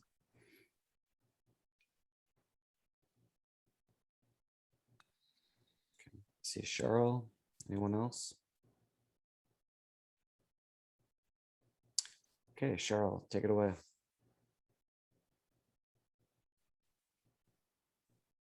Hi, oops, it's a forehead only, sorry about that. Right, well, I wanted to bring up, so this is like perfect timing, what everyone's talking about today, with regard to what I did earlier this week, which was the United States Forest Service had a field trip at the Green Mountain National Forest with regard to showing their various management treatments and et cetera. And it was all day long. There is a ton to talk about, but I think my main takeaway from that whole thing is the fact that in the past 5 years or 10 years, there has not been a lot of logging going on for various reasons. And right now they're planning a ton to start up. I don't have the numbers for you right now, but you can easily find that out. And what it seems that they have been doing, and what we all know actually already, is that it's sort of self-perpetuating management, and it's really not managing for a lot of carbon storage or sequestration. Maybe a little bit in the sequestration, but really not great because of what we all know as to the best sequestration and storage,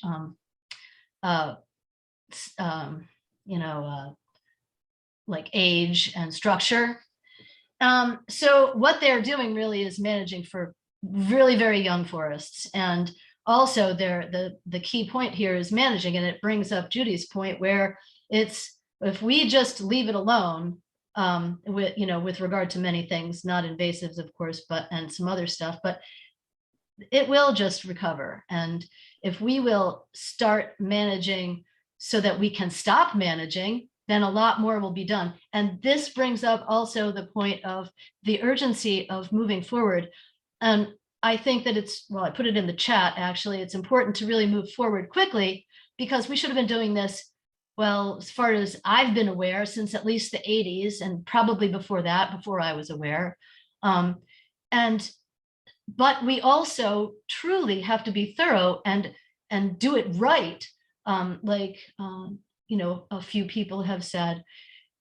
And so, but the thing is, I mean, something has to happen really fast, because they're going to just start cutting down young forest that's almost on the verge of getting old and becoming better at storing. A key point is they call some trees that are like 150 years old over mature. Well, I don't think that that's over mature, as a lot of you know. So the other thing is that what you've been talking about today, and I've read in the chat, is brought up this thing that I wish not to throw a wrench in everything, but education, which also was brought up today, is paramount, because really all this stuff and just making sure that there's room for more solar and more wind and etc. This is also kind of throwing the baby out with the bathwater. And education is key, because really there are too many people, and really we use too much energy. And it's not, if you look at it, the amount of energy use that we use, and with our known ways of having energy, and with what we do, this is not sustainable, like as a whole, inherently.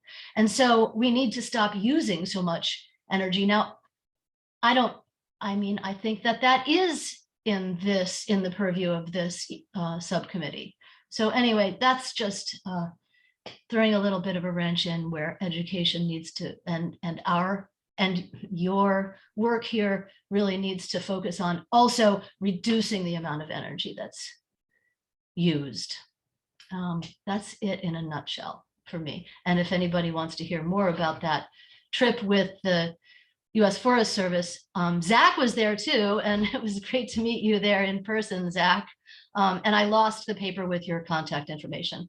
But additionally, the Forest Service is going to have in either September or October another field trip, which is describing, well, it's going to be all focused on, carbon storage and sequestration. And I imagine not much of the other components of forest, which I think should always be paid attention to also, not just carbon. So that's it. Thanks, Cheryl, for sharing that. Any other comments or questions at this point of the meeting for the committee? Okay. Pat, do you want us to hand it back to you? Sure, I can do. So one is just because we've talked about how to tackle the MCA tool, which has a kind of an equity piece to it within our subcommittee. But Jane, in terms of how and when we can deploy the equity consultants to help this group make sure equity is front and center in our vetting of priorities, just say a little bit more about maybe timing or what people can expect. So the hope and expectation is that the 4 people that we've invited to bid on that work, recognizing that our interest was to scope that with people who were familiar with the process and could step into something and not have to get up to speed on where we're all at as a climate council and the Just Transition Subcommittee specifically. We're hoping that all of those folks will either let us know their intent to bid, will have bid, or will have declined to bid by the end of next week is the timeline. It's a simplified bid contract process, so as long as we've offered it to more than three or more people, and assuming that we get at least one or two proposals that we're satisfied with, I'm working with a smaller group of the Just Transitions Committee who volunteered to help with this. It was Sue Minter, Sarah Phillips, and Ross McDonald helped in a small group draft the scope of work, which was shared with the full subcommittee, but they'll also help select the contractor. Hopefully they'll be on board within another 1 to 2 weeks after next Friday. So assuming everything moves as smoothly as it can, the support will be brought on board. To the timeline is for the month of September to be available to subcommittees to support facilitating a conversation with the subcommittee around actions and the implementation of the guiding principles and the scoring rubric. Great. Any questions about that for now? Iris, anything to add? Anything else on that for now? I have a question in the chat. Judy, oh, where's that? Jane, are these folks diverse in actual identity, or you don't know, or what's? 3 of the 4 are. Yeah. Okay, so Iris, do you want to raise your? And they're all Vermonters. I'll just say also that was really important to us to have someone who understood the context here in Vermont. Okay. So 3 or 4 are BIPOC and all are Vermonters. Okay. Iris, you had a question, I think, about drafting. So let's get to your question next, because you put it in the chat earlier. Yeah.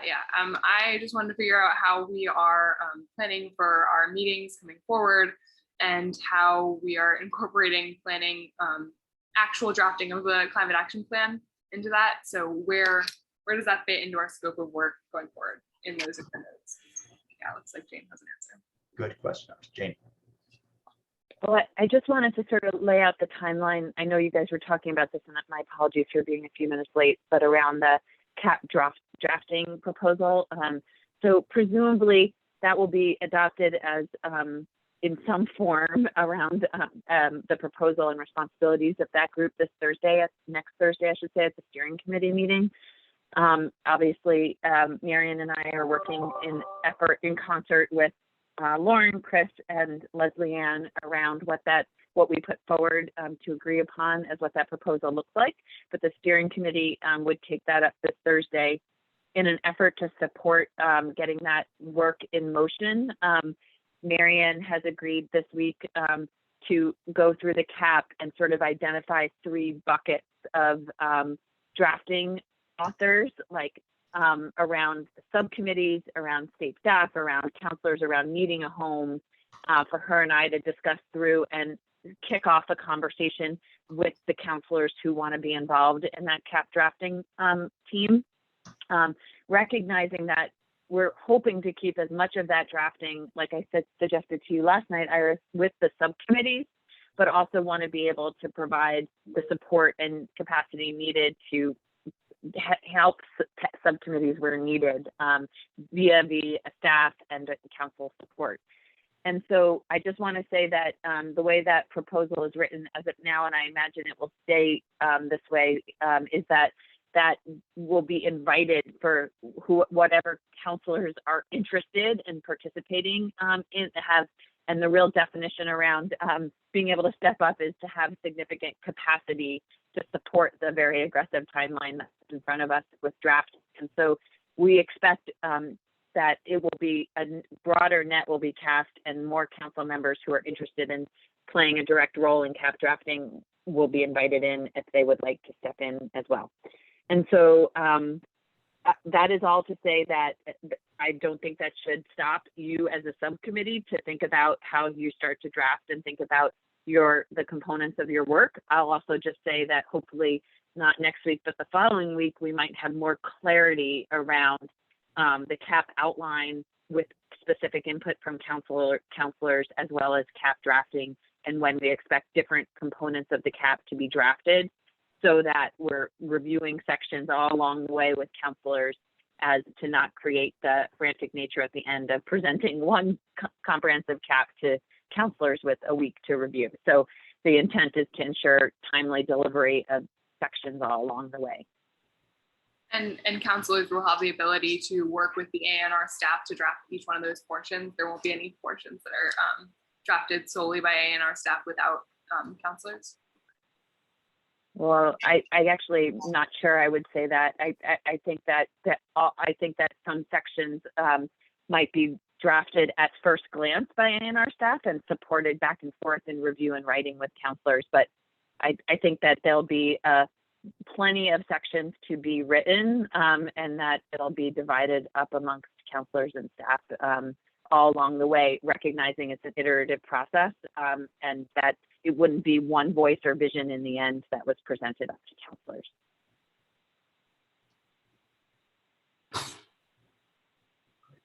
Charlie, you're hand up, I think. Yeah, I just had a quick question on it. It gets to drafting the plan, but also this idea of conflict and how it's resolved and when it's resolved. In the drafting of the climate action plan, I don't think, my understanding is, I don't think that we're going to be putting in things around how to pay for recommendations that we make. If I'm wrong, then great. But that seems like something where, I don't know, is there going to be like a joint fiscal office scoring of the plan when it comes out in terms of how much it'll cost? And then is the trade-offs of how to pay for it left to the legislature, or do we have a role in that? Kind of, where's the money fit in all of this? Yeah, the intent is to put forward funding options to the best of the ability associated with the actions that we're prioritizing. And to think about the use of one-time dollars, but also long-term sustainable funding sources associated with the plan. So is that something we should be thinking about baking in now as we talk about strategies, or is that something that's going to be kind of left to more of a holistic view at the end? Just thinking about what we're putting forward now, we want to focus on. I think that as you're thinking about prioritization of strategies and actions, funding should be thought about with it as one component. Good. All right, other questions on the kind of drafting of the plan overall, the work ahead of us, our tasks the next few weeks before us that we've, I think, described in detail. Other questions about any of that that we have? So let me say one last thing and hand it back to the co-chairs. I do think, as David said, I think it can be, when we talk at this kind of high level, when you're doing a strategic plan for organization or among a collaborative group like this across sectors and groups and interests and values and identities, talking at that very high level can be both valuable and incredibly painful. And I think we're going to try it next week and see how we do. And the conversation alone may be more important than the product that comes out of it. Because getting at that conversation, as Judy ever said, is really, really important. And whether we get there or not on these broad goals for sequestration, adaptation, or resilience, you are developing a rich amount of work that will have effect on the ground if implemented. And so don't lose track of that we're moving between really, really high level and really, really deep and tactical, but together we're really advancing a good body of work. So, I know this can be frustrating and irritating at times, but I think you really are doing good work. And there's a lot of meat on the bone to continue to work on. So I just want to kind of note that. And with that, I'll hand it back to Billy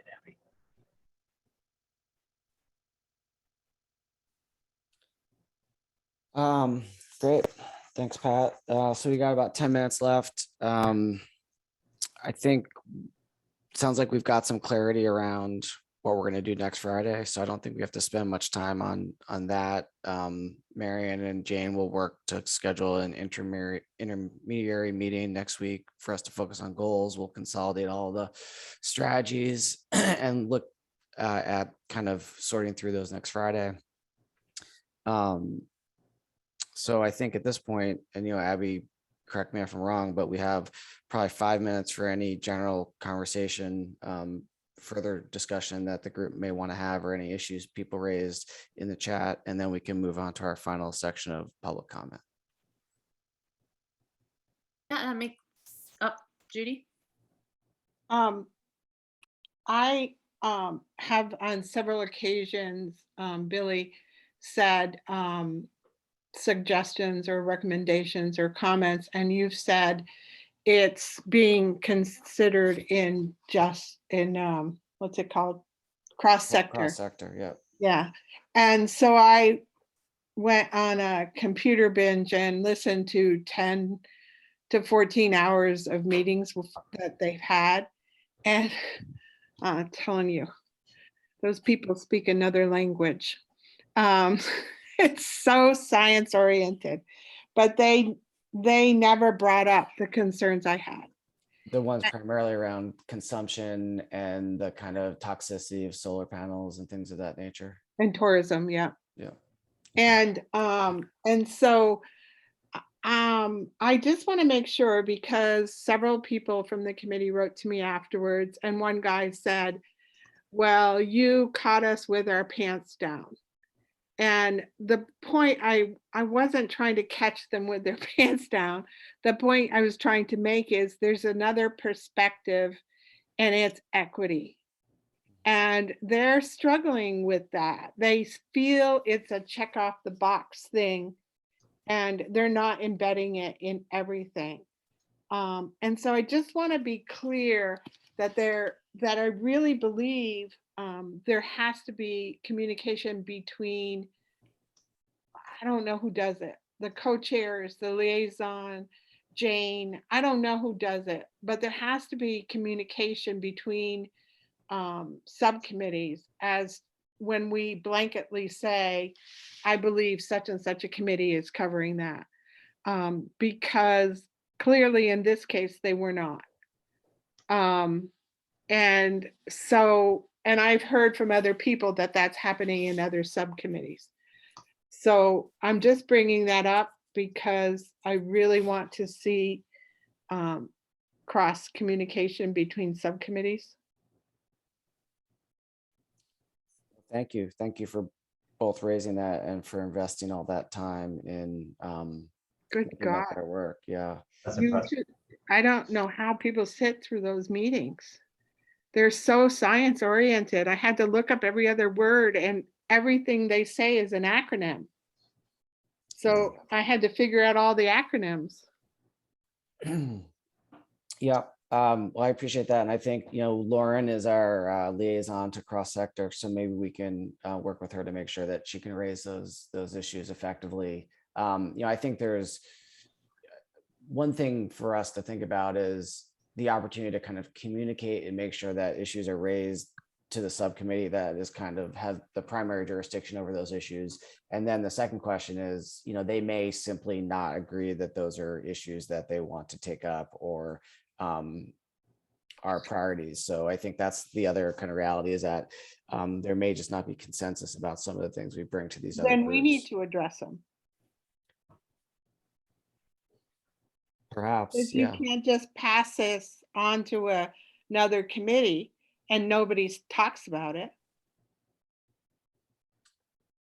Right. Well, if after some deliberation they choose not to take something up, I think that's just the question I was raising. But I think, Lauren, I think, has long identified herself as that kind of crossover person for us. So hopefully, we can get that list really clear and explicit about what concerns we have in cross sector and potentially other subcommittees, and make sure that is all communicated. What if, Judy, what if we make that a component of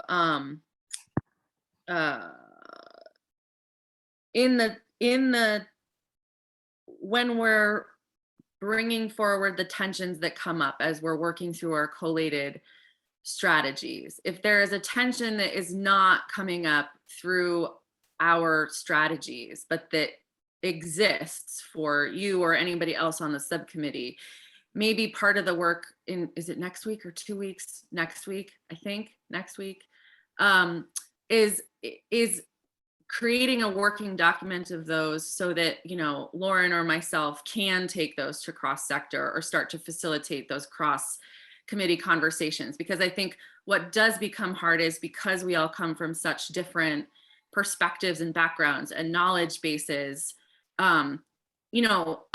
I have heard you say things, but I also know that I can't represent you as well as you can represent you. And so I think that that is honestly some of the trickiness of this is really figuring out how to make sure that your question is being honored in the space that it needs to be asked. And so I'll think on that over the next week about how we can start that more of those processes, or how I can better facilitate some of that cross.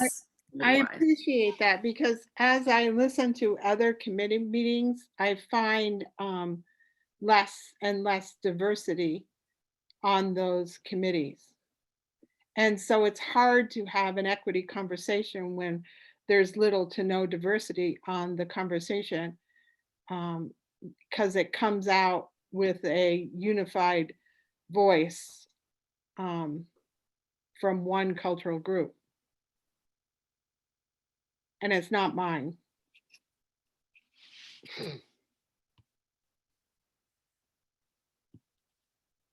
Jane. Thank you. I did just want to also suggest that what I heard from cross sector yesterday was some reaction around the timing of where they thoughtfully think about specific actions that they're putting forward and the trade-offs around those actions. And so I will say that ultimately a cross sector will need to present on their equity assessment, equity screening for the actions that they put forward. If council members do not feel that they have adequately addressed that in the actions they put forward, there will be a time and a place for counselors to challenge them also at a council meeting when we're talking about inclusion and adoption of the climate action plan. I do think, though, that we're right that especially now as we're starting, that they will have the same facilitated help that you will to have, review their ideas through the scoring rubric.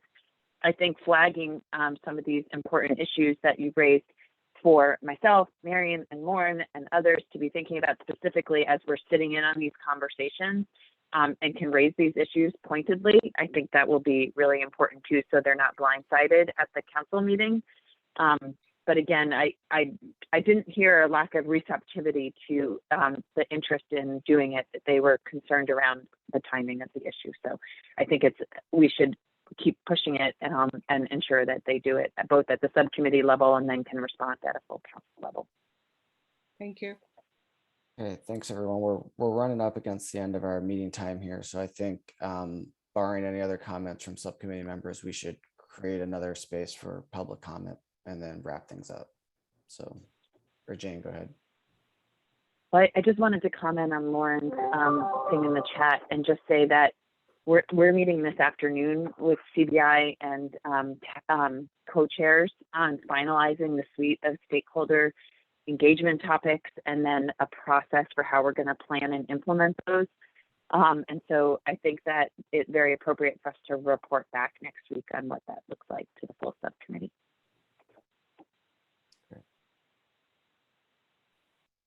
Okay, any other comments from subcommittee members before we move to the public? Okay, any members of the public interested in sharing a brief comment at this time, understanding we're a little up against it? So I see Zach. Thanks. Should I jump in? Yeah, go ahead. I don't see anyone else, but if others want to speak after Zach, just please raise your hand. So go ahead, Zach. Okay, thank you, Billy. Zach Porter, Lake Champlain Lakekeeper at Conservation Law Foundation. Thank you for the good conversation today, everybody. I just wanted to provide a point of clarification. Something that came up at the very end of the last meeting was there was a discussion going on about people to bring into the subcommittee experts, and on more than one occasion now, we've heard that we've heard from a member or more of this subcommittee that something called proforestation is a kind of suspect idea for addressing climate change. And the individuals who coined the term Bill Muma, a scientist, has been mentioned several times by members of the public here, has been kind of denigrated and had his character and credibility attacked by members of this subcommittee. And I am just confused about why this is. And as the committee considers whether or not to bring in experts, I hope that they'll take a really close look at Dr. Muma's resume. Just this Monday, I'm sure you all saw it, the IPCC report came out, and Bill was the lead author on 5 previous IPCC reports, just to be really clear about his credentials. He's been working on climate since the 80s, longer than just about any other scientist. And I want to stress that he's a mainstream character. He's on the board of the Nature Conservancy in Massachusetts, the Woodwell Climate Center. This is not a radical concept. In a nutshell, because this term keeps getting tossed around loosely, proforestation, what it simply means is it's an idea other than afforestation, which is a term for planting trees in places that forests previously didn't exist, or reforestation, restoring forests where they used to exist. Proforestation is the simple idea of allowing forests intact where they are to grow older. And this is not in conflict with all of the working lands that we also need here in Vermont. I think it is very simplistic to say that somebody is suggesting that there should be proforestation or wild forests, and just I don't know what the other option here would be, but there's of course always going to be a wide range of ways that we manage quote unquote working forests, from intensive management to less intensive management. So nobody is suggesting anything other than that. I think as this group thinks about bringing in experts, I hope that we will not be writing people off as not experts in a particular field. In this case, Bill is a climate scientist. He may not be a forester. I don't think that that is reason enough to not invite him to speak. And we'd be, I think, honestly foolish not to. So just wanted to clear that up from the very end of the last meeting. And then I saw this come up again in the chat today. So thank you. Thanks for your perspective, Zach. Charlie. Yeah, thanks. So I just want to say first off that any of my comments around Dr. Muma were not intended to denigrate him or his character or his track record. I think he's incredibly accomplished and he's done amazing work. As Zach pointed out, he was one of the lead authors on the IPCC report. My comments were more towards questions around forest management and forest ecology and how they kind of feed into certain recommendations or strategies, excuse me, we might put forward.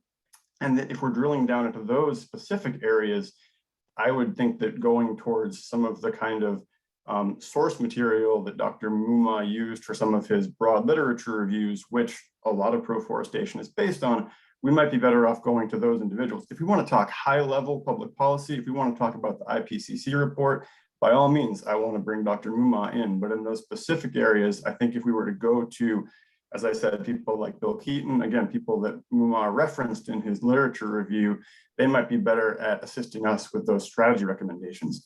And to the broader point of proforestation, I guess, this is a personal opinion, but I do have significant concerns about the messaging around it and how it's portrayed and the impact that has on divisiveness in these areas. And so happy to have a conversation about that at some point, but don't want to take that up today here. Thank you. Thanks, Charlie. That's a helpful perspective as well. Cheryl, do you have a comment? Yeah, just that right after that, first of all, right after that meeting, I put a comment I posted on the portal, and I imagine you didn't see it. I posted it here in the chat as well, my exact comment that I have on the portal. But I do want to say that, Bill, that a forest is not only carbon.